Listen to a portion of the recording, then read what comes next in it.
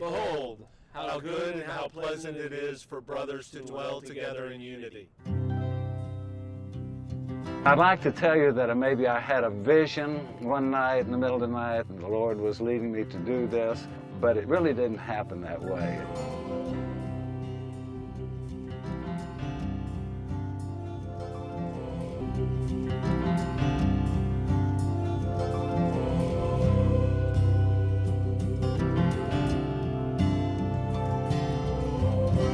Yes, I've been dreaming about you every day, each and every day, and I've been thinking about you all night long. I even wrote a song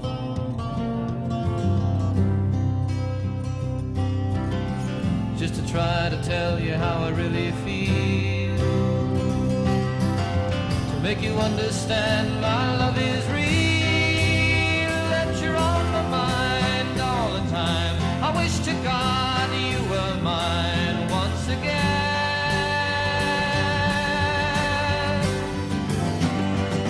'Cause I remember talking to you, I remember walking with you, I remember laughing all the time.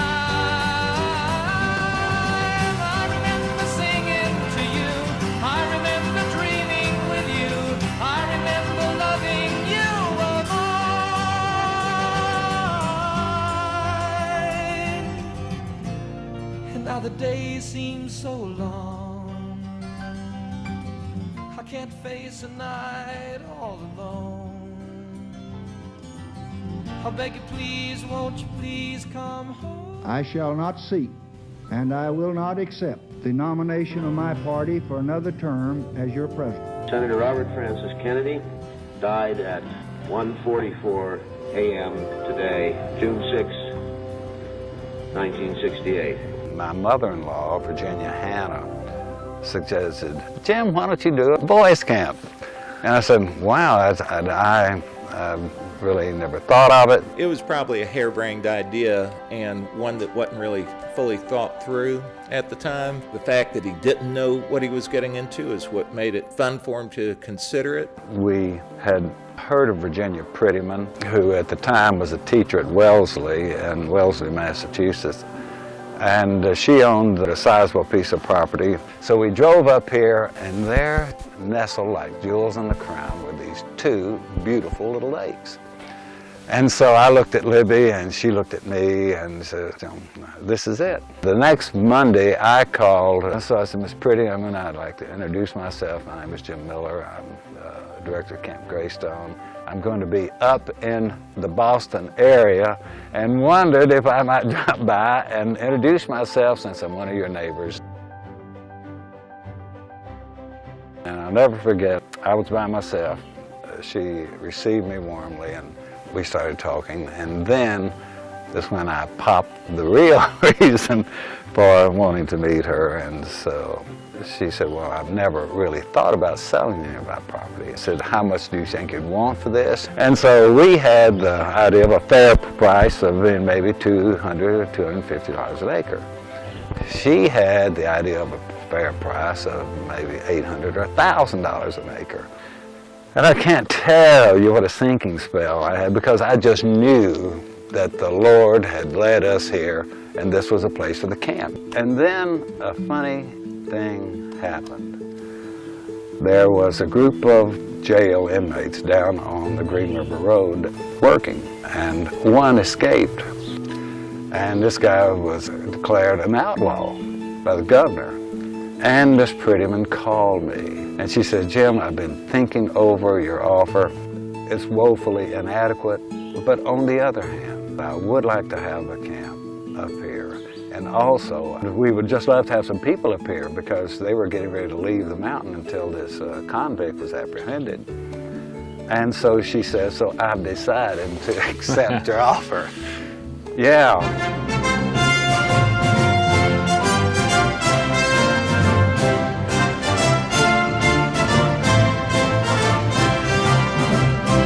Born to be wild.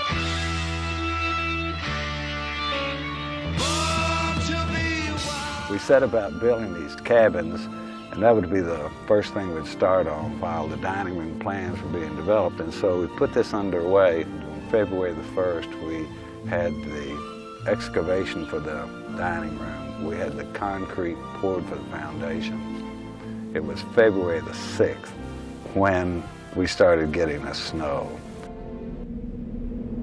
We had some of the worst winters in history back then. Big snow after big snow, followed by bitter cold and the thaw cycle not happening. And he just didn't have enough money. He didn't have enough money to go into this project. Wasn't aware of how much everything would end up costing. It was a really humbling thing for him, a real pressure cooker, and he was fearful that we could have lost it all.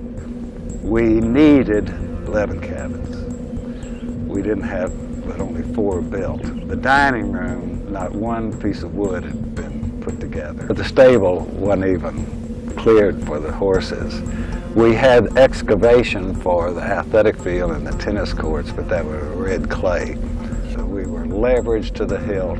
We had borrowed money from everyone, every place we could. And for the first time in my life, I was in a situation that I had no control over. About the 4th week of February, the weather started breaking.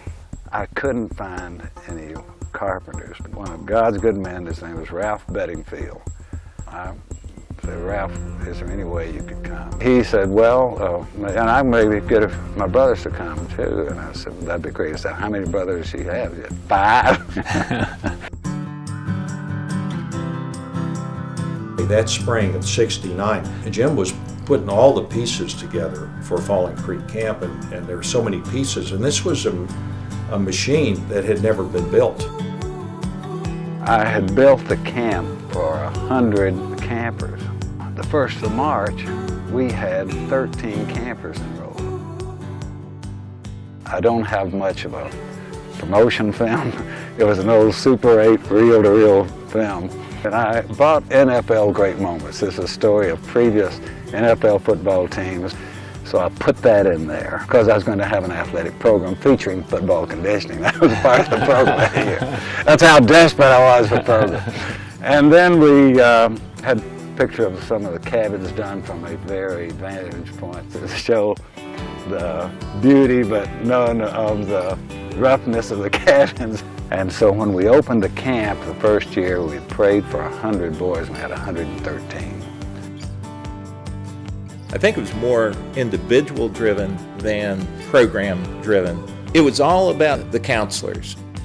Who I was particularly close to was Paul Neal. He was an English professor at Athens College. The Lakeside cabin was built for him. That was his cabin. And he held court on the front porch. Mac McGregor was out of the University of Missouri.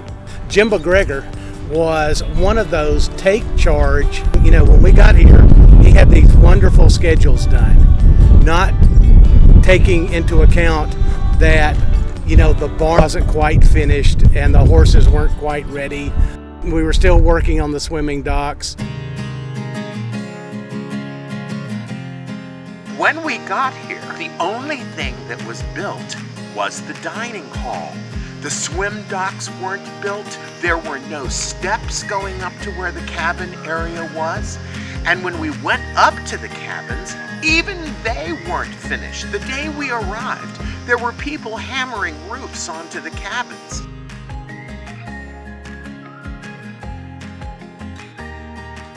The zip line actually originated off a tree above the road.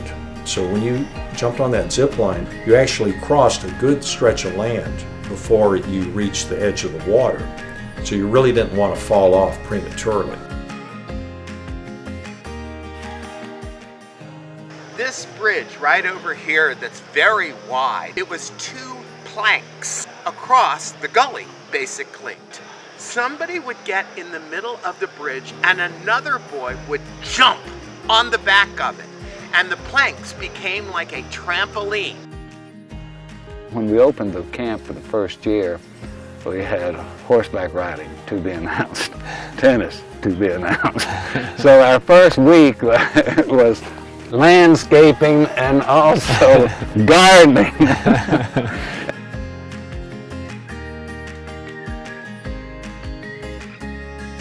The nature program was kind of what I and other counselors knew about nature. Like, hey, there's a turtle, don't let him bite you. That's a snapping turtle, really don't let him bite you. We had tremendous challenge the first year, and they had to improvise on things like tennis. So we hit against the walls of the dining hall.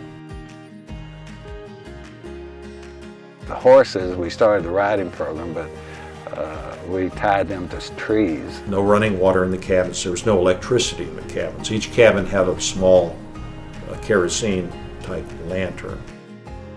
The first few years, there was a piano, and Bob Johns played the piano, and we had these little folded sheets that had like the Battle Hymn of the Republic, Where Have All the Flowers Gone, They Call the Wind Mariah. While he was playing, the head table was scrambling to figure out, can we do this today? Can we do this today? It was a very primitive camp. However, some of the boys that came looked back and said it was their best year. Since the camp program was not fleshed out, it was necessary to absorb a lot of the campers' time. Maybe at some camporee or something I had seen a monkey bridge, and I thought, well, it's kind of we got a lake here, and so why not have a bridge that crosses the lake? It was kind of adventurous, and hey, how do we make a bridge? Well, we just sort of invented it there. Another big project was the flagpole. I think it involved just about the whole camp. Guys pull on this rope and this rope, ropes everywhere, pulled it into position. It was the end of the 1960s. You know, the music we listened to was rock and roll and folk music. And a lot of folk music had morphed into protest music. And so we would be singing Where Have All the Flowers Gone? And Jim Miller, you know, being the enthusiastic person that he was, he would be belting it out. The Vietnam War was raging at that time. And almost all of the counselors here were on some type of deferment, but awaiting being called up to go to the Vietnam War.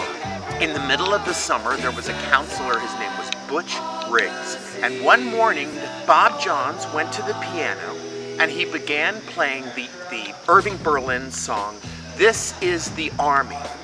And in walked 4 of the counselors dressed in army uniforms, and they marched him out the doors of the dining hall, and we never saw him again because Butch had been called up. It was July of '69. Maybe it was Mac McGregor said, Joe, you and Jim come on down to the camp office. And they told us that my cousin, the second cousin, Johnny Reeves, but he had been killed in action in Vietnam. Apollo 11, of course, occurred July of 1969, and we were there at Falling Creek Camp.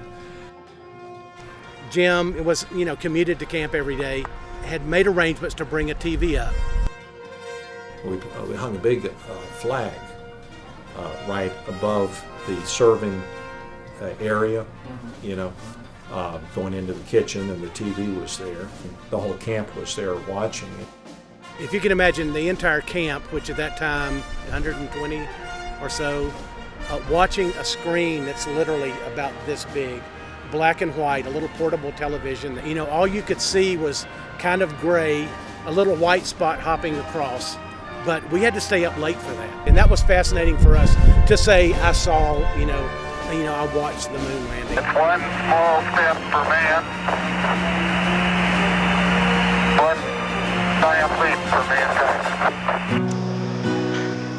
It was an incredible summer. It turned the 113 boys truly into a band of brothers. And the reason for that is you might be building something next to a 7-year-old, next to a 14-year-old, carrying logs with people, doing everything together. We were all just boys together building something. He was deeply impacted by his time playing football, so team sports and the feeling that you get when you're a part of a team. He thought you could accomplish that at camp as well as you could do it anywhere else, and in fact, probably better. He loved his time in the military, and I think the thought that you can train boys to be courageous, men of honor, men of integrity was really important to him, and he felt like you could do that at camp better than anywhere. He was loving it. I think he felt like he was doing something that would matter, but financially it was always a struggle. If we had the financing worked out, I'm not sure he ever would have actually sold